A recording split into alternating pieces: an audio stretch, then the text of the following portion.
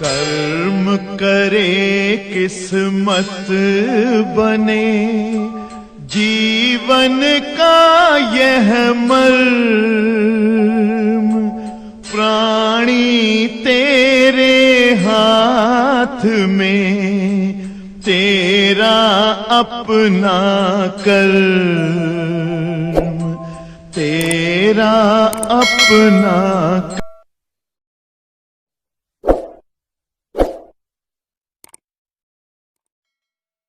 Dear students, listen to me. We are studying about photoelectric emission, or you can say photoelectric effect. तो जैसा कि हमारे बीच विनय मिश्रा आज आए हुए हैं, जैसा कि आप जान रहे हैं, फोटोइलेक्ट्रिक एमिशन या फोटोइलेक्ट्रिक इफेक्ट आपको एक्सप्लेन किए थे कि व्हाट इज फोटोइलेक्ट्रिक एमिशन या what is photoelectric effect. Dear students, when ultraviolet rays incident over any metallic plate, then after a long time, electrons start emitting out from that plate. These electrons are called photoelectrons, and this phenomenon is known as photoelectric effect. हम लोगों ने ये discuss किया था बेटा. फिर उसके बाद हम लोगों ने फोटोइलेक्ट्रिक इफेक्ट में लेनार्ड, मिलिकन और हर्ज का एक्सपेरिमेंट और उनका फोटोइलेक्ट्रिक एमिशन के संदर्भ में कंक्लूजन पढ़ा. मिस्टर लेनार्ड, मिलिकन एंड हर्ज used ultraviolet rays of different intensities end of different frequencies, and they used plates having different work function energy. समझ में आया बेटा? For the photoelectric effect event. तो लेनार्ड, मिल्कन और हर्ज जो विनय के अच्छे दोस्त थे, ये तीनों वैज्ञानिकों ने फोटोइलेक्ट्रिक इफेक्ट के प्रयोग करने के लिए अलग अलग इंटेंसिटी वाला लाइट यूज किया, डिफरेंट फ्रीक्वेंसी वाला लाइट यूज किया, और जो है डिफरेंट वर्क फंक्शन एनर्जी वाली जो है प्लेटो, कैथोड, एनोड का यूज किया, and observe that photoelectric emission depend on the intensity of the incident light, also depend on the frequency of incident light as well as work function energy of the cathode and anodes. कहने का मतलब mister कामिल, ये समझ रहे हो बदतमीजी के साथ आप कि तमाम एक्सपेरिमेंट जब फोटोइलेक्ट्रिक इफेक्ट के लिए, जानू बेटा कल समझाए थे, आज आ जाना चाहिए. फोटोइलेक्ट्रिक इफेक्ट के लिए जब बहुत सारा एक्सपेरिमेंट किया, डिफरेंट इंटेंसिटी की लाइट यूज करके, डिफरेंट फ्रीक्वेंसीज की लाइट यूज करके, तो ये ऑब्जर्व किया आफ्टर देयर एक्सपेरिमेंट, अपने प्रयोगों के बाद ये ऑब्जर्व किया कि फोटोइलेक्ट्रिक इफेक्ट की घटना इंसिडेंट लाइट की इंटेंसिटीज पर डिपेंड करती है, फ्रीक्वेंसी पर डिपेंड करती है, वर्क फंक्शन एनर्जी पर भी डिपेंड करती है. For their observation they settle a special type of operators. इसका मतलब विनय मिश्रा, उन्होंने जो है अपने एक्सपेरिमेंट को ऑब्जर्वेशन के लिए एक स्पेशल तरह का जो है उपकरण संयोजित किया, अरेंज किया. कैसे? दे took a cylindrical hollow glass tube named as G. Two metallic plates C and P placed in it. These plates are connected with voltmeter, galvanometer and a cell attached external circuit, बाहर वाले circuit से इतनी सारी चीजों से जुड़ी. Plate C attach with cathode of battery, hence it is called cathode. But plate P can be put on positive और negative potential both. समझ में बात बेटा? नहीं समझ. प्लेट पी को पॉजिटिव और नेगेटिव फिगर याद आनी चाहिए. निगेटिव या पॉजिटिव पोटेंशियल दोनों पर रख सकते हैं. अब क्या किया? there was a window W in that glass tube. उस glass tube में एक window W थी, from which ultraviolet rays enters in the tube. Tube में इंटर करती। तो प्रज्ञान बेटा समझ रहे हो क्या हुआ? When ultraviolet rays incident over cathode plate, then optical energy is absorbed by any one electrons of metallic atom. metallic atom के इलेक्ट्रॉनों द्वारा एनर्जी क्या हुई? Absorbed हुई, and hence energy of these electrons increases and they comes out from the metallic atom and atom converted in the form of fixed ion. Atom क्या बन गया बेटा? फिक्स आयन बन गया। और फिर इलेक्ट्रॉन जो है हायर एनर्जी लेकर they start moving in the vacant place of these fixed ion, उन फिक्स आयन के बीच की गैप में मूविंग करने लगे। ठीक बेटा? When extra ultraviolet rays falls on that cathode plate, then extra optical energy is absorbed by these highly energetic free electrons and they start coming near the surface of metallic plate. It means they are gaining observed energy become equal to the work function energy. समझ में आया बेटा? सब कहां पर जो है इकट्ठा होने लगे? सरफेस पर। If again and again ultraviolet rays falls on the cathode plate, absorbed energy of the free electrons become higher than the work function energy and they start emitting out from the plate as photoelectrons. समझ में आया बेटा? These photoelectrons, these emitting photoelectrons start gathering near the surface of cathode and forming electron cloud.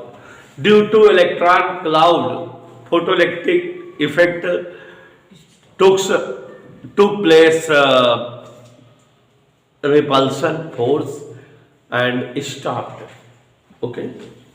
If at this time plate P kept at positive potential, याद आ रहा है? तुम कहाँ थे कल? जो याद आएगा। If plate P kept at positive potential, then the free electron of electron clouds attracted by the plate, due to which there is a flow of electrons, means a current, namely plate current, or you can say photoelectric current, start flowing in that circuit. At the increasing of positive potential of plate P, photoelectric current also increases. समझ में आ गया? Photoelectric current is increasing on increasing positive potential of plate P, but when it gain maximum value, it become saturated, and when plate current IP is saturated and in maximum values, then on increasing positive potential of plate P, this current neither change.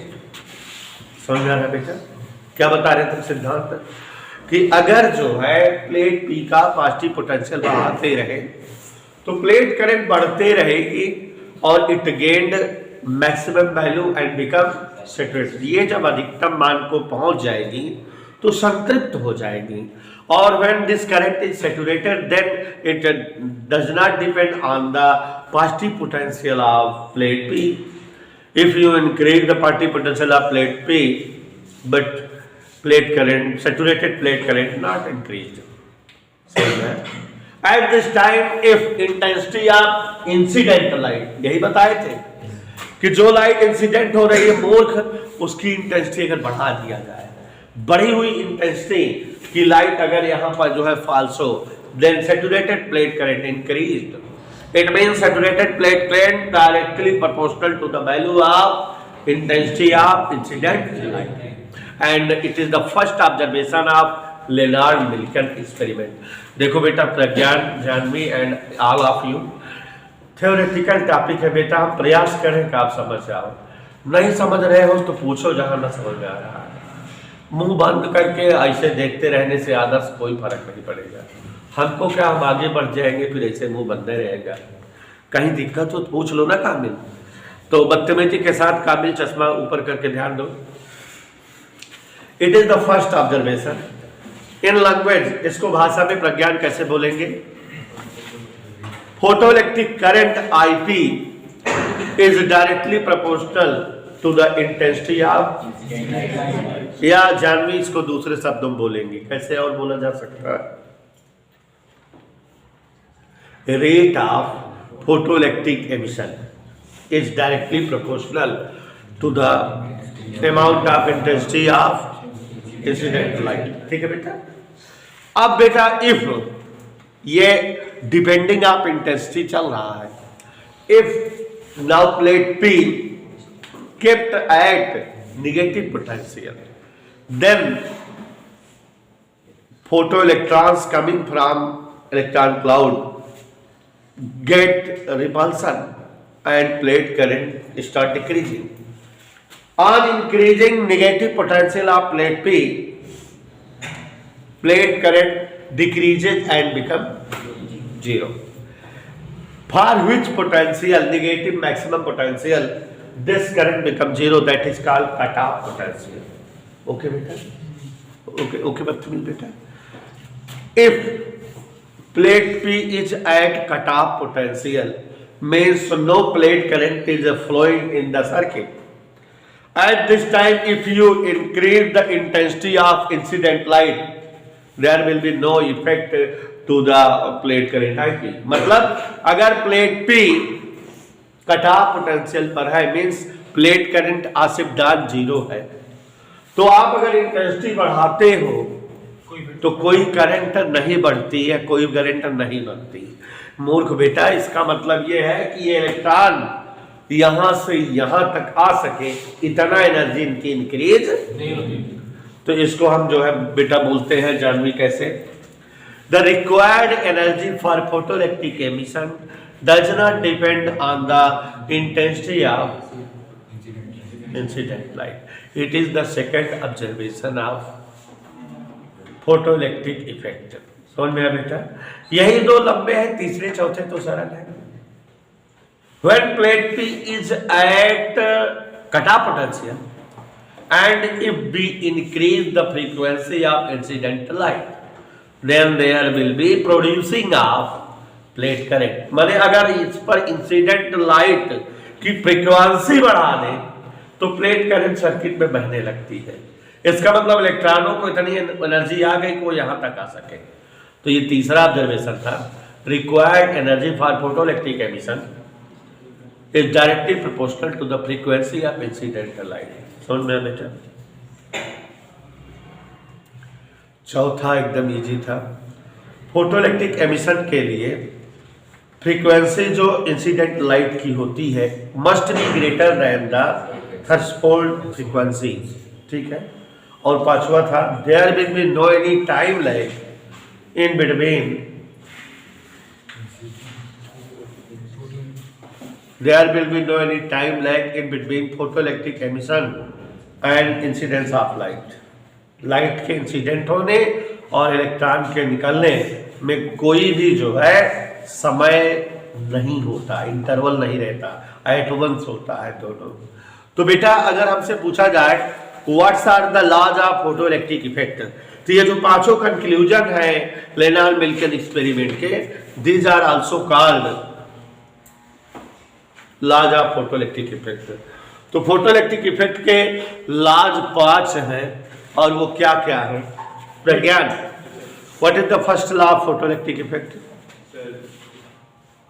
The incident of Who told it? The incident of light directly proportional to the the rate of photoelectric effect is directly proportional to the intensity of incident light. Simple. IP proportional to capital I.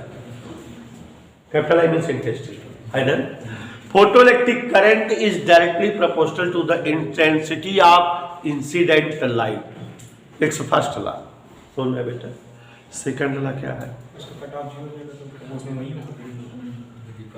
Required energy for photoelectric emission does not depend on the intensity of incident light। तीसरा, required energy for the photoelectric emission is directly proportional to the frequency of light। चौथा, for photoelectric emission in frequency of incident light must be greater than the threshold frequency। There is no any time lag in between photoelectric emission and incident light। अब बेटा ये इतना समझ में आ गया तो Einstein का एक प्रिंसिपल आप पढ़ते हैं। आइंस्टीन ने क्या बताया?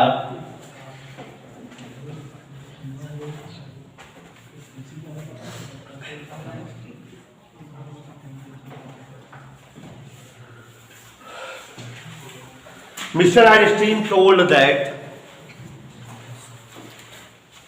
when sunlight or ultraviolet rays falls on any surface, then they never falls continuously, but they are in the form of bundles of energy, which are called quanta or photon।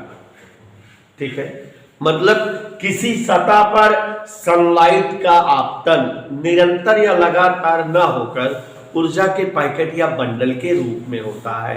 These packets are bundles और called quanta और photons.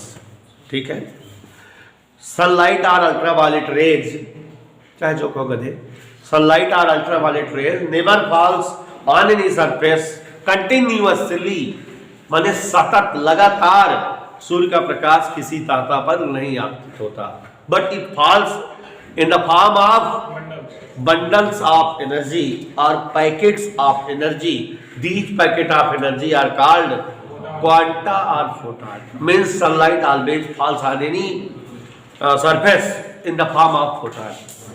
Sunlight हमेशा फोटॉनों के रूप में, quanta के रूप में जो है इंसिडेंट होती है।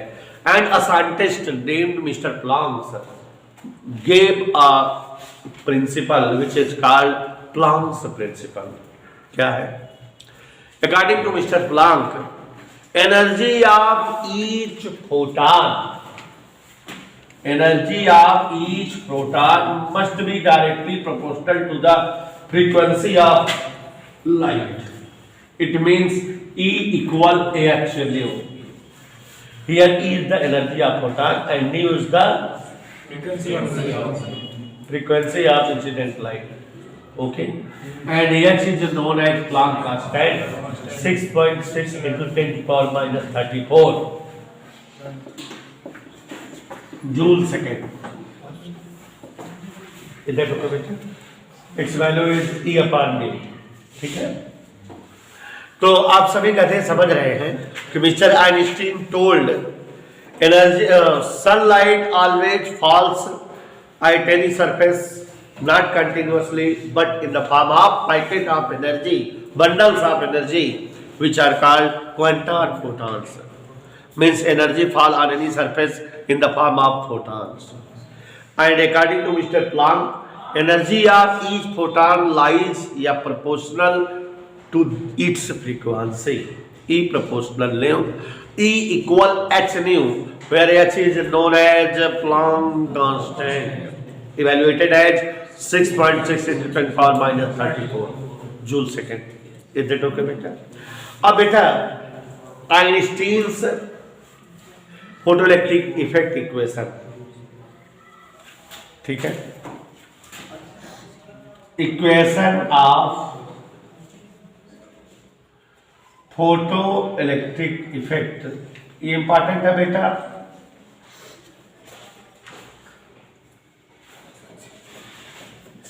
गिवन बाय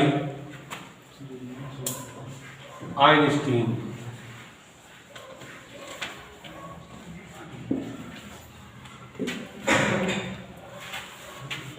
आइंस्टीन का प्रकाश वैद्युत प्रभाव समीकरण, equation of Einstein gave an equation for photoelectric effect, which is known as equation of photoelectric effect of Einstein. ठीक है, आइंस्टीन का फोटोइलेक्ट्रिक इफेक्ट इक्वेशन, और ये बहुत इंपॉर्टेंट है. Due to this equation mister Einstein proved each laws of photoelectric effect. इसी जो equation से उन्होंने फोटोइलेक्ट्रिक इफेक्ट के सभी नियमों को प्रूव किया. ठीक बेटा, तो क्या है फोटोइलेक्ट्रिक इक्वेशन और क्या है इसका जो है law. Mister Einstein observe that when photon energy, sunlight नहीं बोल रहे हैं, एक ही बात है ना. Mr. Einstein observed that, Mr. Einstein told that when photon energy incident over any metallic surface, then this photon energy is absorbed by any one electron of metallic atom and it is spent into form. Some part of this photon energy is used for coming near the surface of metallic sheet, means edge work function energy, and remaining part of photon energy is spent in edge emitting energy for that photon, for that photoelectron. नहीं समझ में आया बेटा? जैसे जो है बदतमीज मुझको अगर अभी तुझे 100 रुपया दे दे, कहे चौक पर जो है ले जाओ, रामलाल खड़े दे आओ, तो आप यहाँ से चौक तक जाने में कुछ पैसा खर्च करोगे, किराया भाड़ा है अपने ऊपर, जो बचेगा उसको आगे पहुँचाओगे. तो आपको जो पैसा दिया गया 2 तरीके में खर्च हुआ ना. तो वैसे ही जब फोटॉन इंसिडेंट होते हैं किसी मेटालिक सरफेस पर, तो जो इलेक्ट्रॉन्स होते हैं उस एनर्जी को ऑब्जर्व करते हैं, और ये एनर्जी कई तरह से खर्च होती है. एनर्जी के कुछ हिस्से से इलेक्ट्रॉन सतह तक आते हैं, माने इलेक्ट्रॉन के लिए वर्क फंक्शन एनर्जी मिलती है, और शेष एनर्जी से वो इमिट होने लगते हैं, मतलब काइनेटिक एनर्जी बन जाती है. ठीक है ना?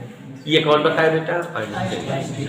According to mister Einstein, mister Asif गधे ji, listen to me seriously, when photon energy incident over any metallic sheet, then at once it is absorbed by any one free electron of metallic atom, and this energy is spent in 2 forms. Some part of this photon energy is spent in edge work function energy and electron comes to the surface of plate, and remaining part of photon energy is spent for emitting photoelectrons, means in edge kinetic energy. समझ गया बेटा? तो we can say in mathematical form mister Einstein logic, Einstein के logic को mathematical form में बोल सकते हैं. फोटॉन एनर्जी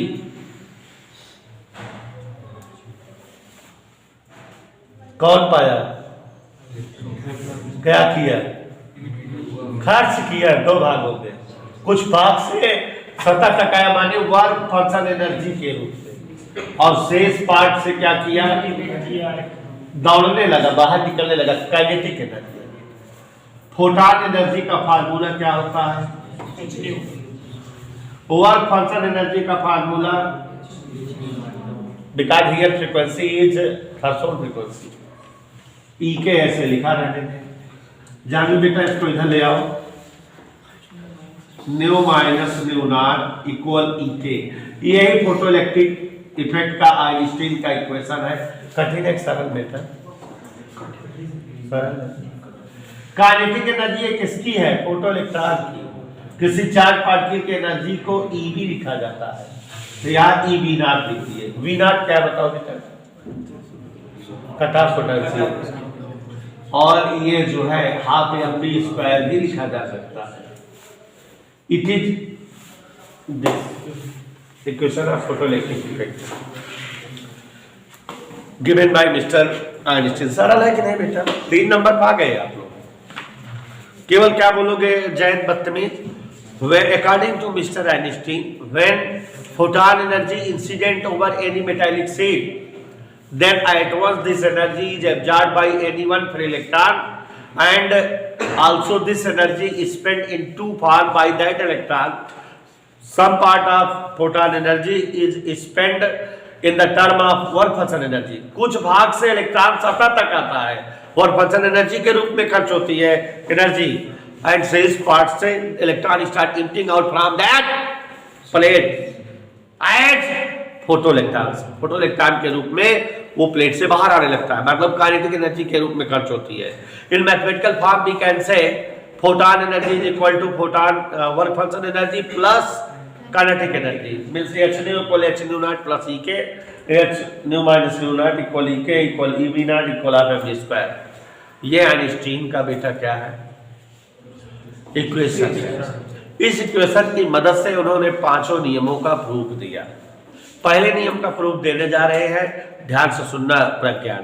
पहला नियम क्या है, photoelectric current is directly proportional to the intensity of light, incident light. यही है ना बेटा?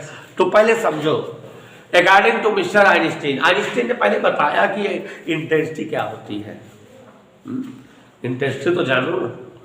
According to mister Einstein, intensity of incident light means number of incident photon per unit second.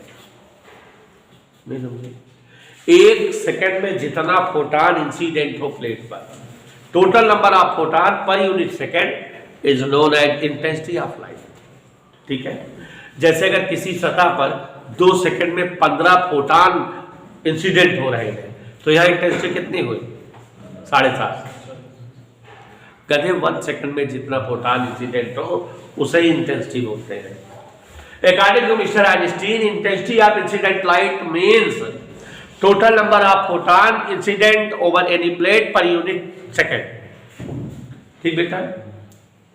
If, अब खुद समझो, अगर किसी प्लेट पर किसी इंटेंसिटी की लाइट इंसिडेंट हो रही है और यहां फोटोइलेक्ट्रिक करंट मिल रही है, जैसे इस पर 10 इंटेंसिटी की लाइट इंसिडेंट हो रही हो, इसका मतलब 1 सेकंड में कितने फोटॉन गिर रहे हैं, 10। अगर इंटेंसिटी 10 है तो 1 सेकंड कितने फोटॉन गिर रहे हैं, 10। और ये 10 फोटॉन की एनर्जी कितने इलेक्ट्रॉन पाएंगे, 10। हर फोटॉन की एनर्जी 1 इलेक्ट्रॉन द्वारा ऑब्जर्व हो जाएगी, और कोई फोटॉन की जो एनर्जी इलेक्ट्रॉन पाएगा वो तुरंत इमिट हो जाएगा, बाहर निकल आएगा। तो 10, अगर 10 इंटेंसिटी का लाइट हम इंसिडेंट करा रहे हैं, if a light of intensity 10 is falling on any plate, इसका मतलब there are 10 photon are incidenting in 1 second, and hence these photon energy is absorbed by 10 electrons and they emits, वो बाहर निकलेंगे। कितने इलेक्ट्रॉन बाहर निकलेंगे, 10। करंट कितनी आएगी, 10E/1 Q/T होता है। तो 10 इलेक्ट्रॉनों के फ्लो होने से करंट फ्लो होगी कि नहीं। लेकिन अगर ये you increase the intensity of incident light, जो लाइट यहाँ पर इंसिडेंट हो रही है उसकी इंटेंसिटी बढ़ा दो, इसका मतलब यहाँ पर 1 सेकंड में ज्यादा फोटॉन गिरा हो, तो जब ज्यादा फोटॉन गिरेंगे तो ज्यादा इलेक्ट्रॉनों से उनका कांटेक्ट होगा और इलेक्ट्रॉन अब ज्यादा निकलने लगेंगे कि नहीं, तो करंट बढ़ जाएगी कि नहीं। तो यही तो पहला नियम है कि अगर इंटेंसिटी बढ़ा देते हैं तो लाइट करंट बढ़ती है, और इंटेंसिटी कम कर दें, इस पर कम फोटॉन गिरे तो कम इलेक्ट्रॉन से कांटेक्ट होगा, कम चार्ज फ्लो करेगा, करंट कम हो जाएगी। समझ में आया? तो mister Einstein told that intensity of incident light means total number of photon incidenting at the plate surface of plate per unit second. If we increase the intensity of light then the total number of photon incidenting in 1 second increases, and if photon increases then these photon energy absorbed by extra electrons, number of electron increases also, ज्यादा photon ज्यादा electron contact पे आएंगे, and due to it more electron emitted from the plate, it means amount of photo current increases। ठीक है, तो you can say photoelectric current directly proportional to the intensity of light. समझ में आया बेटा? पहला नियम का एक्सप्लेनेशन हो गया। दूसरा, अब अगर जैसे मान लो किसी प्लेट पर जो फोटॉन इंसिडेंट हो रहे हैं उनकी एनर्जी 10 जूल है। एक फोटॉन की एनर्जी कितना मान ले रहे हैं? 10 जूल। और यहाँ जो इलेक्ट्रॉन है इसको सतह तक लाने के लिए 12 जूल की एनर्जी की रिक्वायर्ड है। कितना? 12। तो अगर इस पर एक फोटॉन गिरा तो ये फोटॉन की एनर्जी किसको मिली? किसी इलेक्ट्रॉन को। फोटॉन के पास कितना एनर्जी है? लेकिन इसको सतह तक आने के लिए तो क्या ये इलेक्ट्रॉन इमिट होगा? नहीं होगा ना, इलेक्ट्रॉन इमिट नहीं होगा। अब अगर आप इस समय इंटेंसिटी बढ़ा दो तो इंटेंसिटी बढ़ाने का मतलब क्या बढ़ जाएगी? Number of photon per unit second. एक सेकंड में ज्यादा फोटॉन गिरने लगेंगे। तो जब एक सेकंड में एक के बजाय 10 फोटॉन गिरेंगे तो 10 इलेक्ट्रॉन से कांटेक्ट करेंगे और हर इलेक्ट्रॉन को कितना एनर्जी देंगे? 10 जूल। लेकिन हर इलेक्ट्रॉन के इमिट होने के लिए कितना एनर्जी चाहिए? कोई इलेक्ट्रॉन इमिट होगा? नहीं होगा ना। मीन्स आपने इंटेंसिटी इंक्रीज किया लेकिन फोटोइलेक्ट्रिक एमिशन नहीं स्टार्ट हुआ। क्यों? क्योंकि फोटोइलेक्ट्रिक एमिशन के लिए जितना एनर्जी की रिक्वायर्ड यहाँ है 12 से ज्यादा, इंटेंसिटी बढ़ाने पर वो एनर्जी नहीं बढ़ रही है। तो दूसरा नियम आ गया ना कि required energy for photoelectric emission does not depend on the intensity of light. Intensity बढ़ाने पर फोटॉन की एनर्जी नहीं बढ़ती बल्कि नंबर ऑफ फोटॉन बढ़ते हैं। तो ज्यादा इलेक्ट्रॉनों से उनका कांटेक्ट होगा लेकिन किसी भी फोटॉन की एनर्जी बढ़ी नहीं है तो कोई भी इलेक्ट्रॉन का एमिशन नहीं होगा। तो दूसरा नियम प्रूफ हो गया कि नहीं? माने required energy for photoelectric emission does not depend on the intensity of light. दो नियम हो गए बेटा। तीसरा क्या है कि अगर फ्रीक्वेंसी बढ़ा दो तो अगर हम किसी सतह पर बढ़ी हुई फ्रीक्वेंसी वाला फोटॉन गिराएं, देखो E proportional new. When you increase the frequency of photon it means photon energy increases. जो 10 जूल है वो 12-13 जूल हो सकती है ना? तो यह चांस है कि नहीं? When we increase the frequency of incident light it means photon energy also increases because photon energy depended on the frequency of photons, and when photon energy increases then this energy is absorbed by electron। वो energy जो है surely greater than the required for emission energy और तब emission start हो जाएगा। ठीक है ना बेटा? तीसरी बात समझ में आई कि जब जो है फ्रीक्वेंसी बढ़ा रहे क्या बढ़ जा रही है?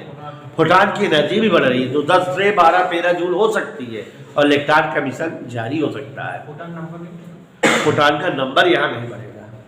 ठीक है, समझ में आया बेटा? फोटॉन नंबर माने इंटेंसिटी से है। अब चौथा और पांचवा नियम, इस फार्मूले को देखो। एमिशन कब होगा? जबकि काइनेटिक एनर्जी मिले। फार्मूला ये बोलता है कि काइनेटिक एनर्जी आपको तभी मिलेगी जबकि न्यू की वैल्यू अगर न्यू नॉट के इक्वल होता नहीं, जीरो हो जाएगा तो पूरा एक्सप्रेशन मानी काइनेटिक एनर्जी जीरो आ जाएगी तो एमिशन नहीं होगा। हाँ, अगर न्यू की वैल्यू न्यू नॉट के इक्वल हो, if nu is equal to nu naught ऐसे, तो ये जीरो हो जाएगा मतलब एमिशन नहीं होगा। और अगर न्यू की वैल्यू न्यू नॉट से कम होता तो यहाँ माइनस एनर्जी होगी तब भी एमिशन नहीं होगा। तो इसका मतलब nu must be greater than the, यही तो चौथा नियम है। Frequency of incident light must be greater than threshold frequency. और पांचवा, as soon as photon incident on metallic sheet its energy at once absorbed by any electron and it start emitting. There is no any time lag in between emission and incidence. ठीक, क्या समझे? जैसे ही कोई electron किसी सतह पर गिरता है उसकी एनर्जी तुरंत के तुरंत इलेक्ट्रॉन पर अब्जॉर्ब हो जाती है और उसका जो है एमिशन स्टार्ट हो जाता है, समय बीच में नहीं होता। तो ये क्या है? These are the explanation of photoelectric effect given by Einstein's equation. समझ आ गया? तो ये बेटा चैप्टर भी फिनिश हो गया।